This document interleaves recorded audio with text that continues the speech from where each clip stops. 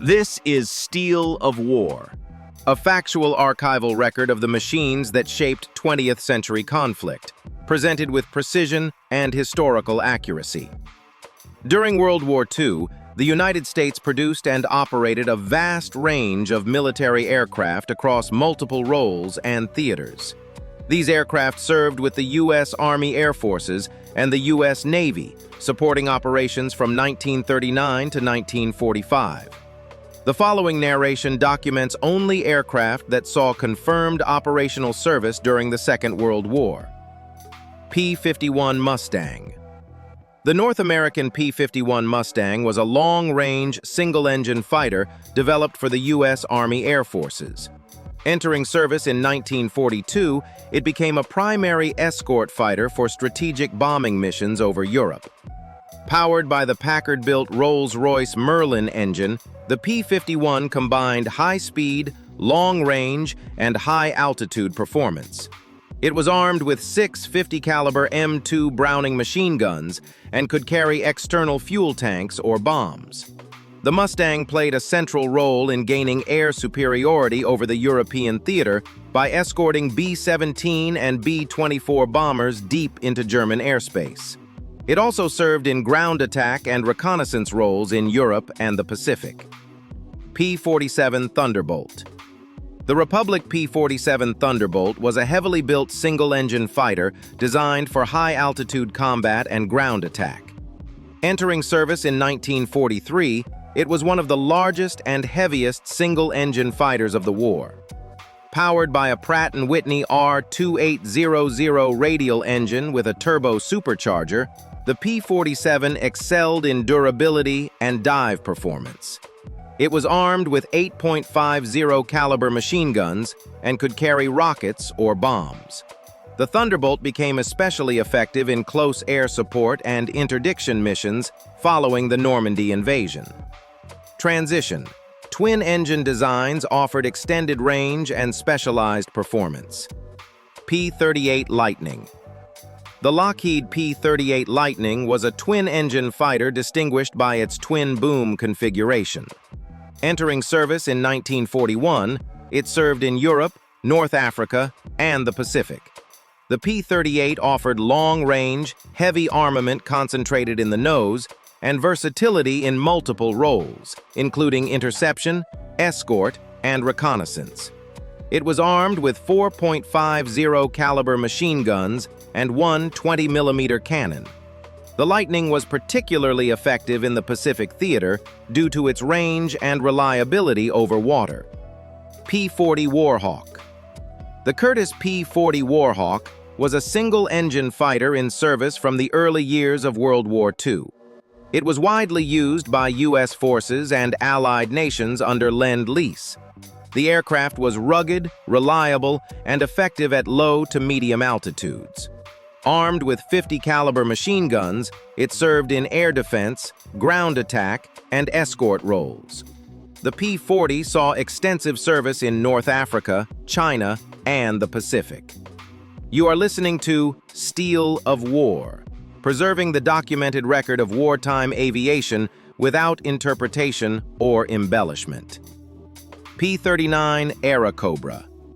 The Bell P-39 Airacobra was a single-engine fighter aircraft developed for the United States Army Air Forces and introduced into service in 1941.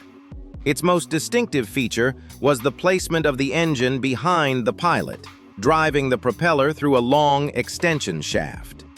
This configuration allowed the aircraft to mount a 37mm M4 cannon firing through the propeller hub, supplemented by .50 caliber and .30 caliber machine guns. The P-39 lacked a turbo supercharger, which limited its performance at high altitude. As a result, it was less effective in high-altitude air combat compared to later U.S. fighters. However, it proved capable at low and medium altitudes, where it was used for ground attack, interception, and close air support missions. P-63 Kingcobra.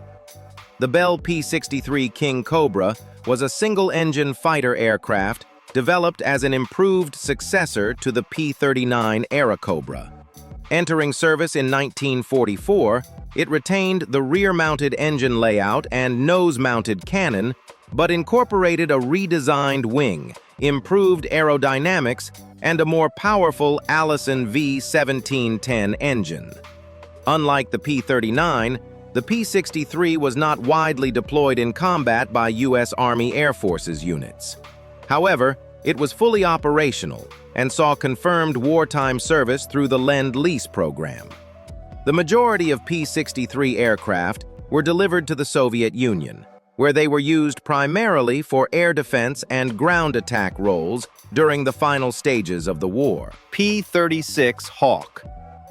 The Curtiss P-36 Hawk was a single-engine pursuit aircraft that entered U.S. Army Air Corps service in 1938, making it one of the United States' primary fighters at the outset of World War II.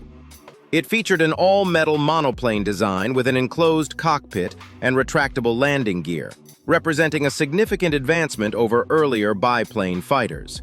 Armed initially with 30 and 50 caliber machine guns, the P-36 was intended for air defense and interceptor duties. By the time the United States entered the war in 1941, the P-36 was largely outclassed by newer fighter designs. However, it remained in limited operational use during the early stages of the conflict, including air defense roles in Hawaii during the attack on Pearl Harbor. You are listening to Steel of War, preserving the documented record of wartime aviation without interpretation or embellishment. B-17 Flying Fortress. The Boeing B-17 Flying Fortress was a four-engine heavy bomber used primarily by the U.S. Army Air Forces in Europe. Introduced in 1941, it was designed for high-altitude daylight precision bombing. The B-17 was heavily armed with defensive machine guns and capable of sustaining significant battle damage. It played a central role in the strategic bombing campaign against German industrial targets. B-24 Liberator. The consolidated B-24 Liberator was a long-range heavy bomber with high payload capacity. It was produced in greater numbers than any other American bomber. The B-24 served in Europe, the Pacific, and the Atlantic, conducting strategic bombing, maritime patrol, and anti-submarine missions. B-29 Superfortress. The Boeing B-29 Superfortress entered combat in 1944 in the Pacific Theater. It featured pressurized crew compartments, remote-controlled defensive armament, and a very long range. The B-29 was used primarily for strategic bombing operations against Japan. This presentation by Steel of War follows only confirmed operational service records from 1939 to 1945. F-6F Hellcat. The Grumman F-6F Hellcat was the primary U.S. Navy carrier-based fighter of the later war years. Designed for durability and ease of maintenance, it achieved air superiority in the Pacific. Armed with 6.50 caliber machine guns, it excelled in carrier operations. F-4U Corsair.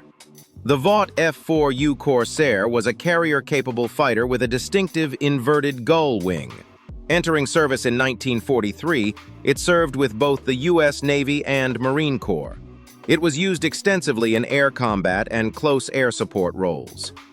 SBD Dauntless. The Douglas SBD Dauntless was a naval dive bomber used extensively in early Pacific battles. It played a decisive role at the Battle of Midway by sinking multiple Japanese aircraft carriers. TBF/TBM Avenger. The Grumman TBF Avenger was a torpedo bomber designed for carrier operations. It was used for torpedo attacks, level bombing, reconnaissance, and anti-submarine warfare. PBY Catalina. The consolidated PBY Catalina was a long-range patrol flying boat developed for the United States Navy and introduced into operational service in 1936. During World War II, it became one of the most widely used maritime aircraft operated by the United States and its allies. The Catalina was designed for extended-duration missions over open water and was capable of operating from both coastal bases and open seas. These aircraft represent the confirmed operational aviation inventory of the United States during World War II. Each served a distinct role within a global conflict that spanned air, land, and sea. This record remains limited strictly to aircraft that were actively used in wartime service between 1939 and 1945.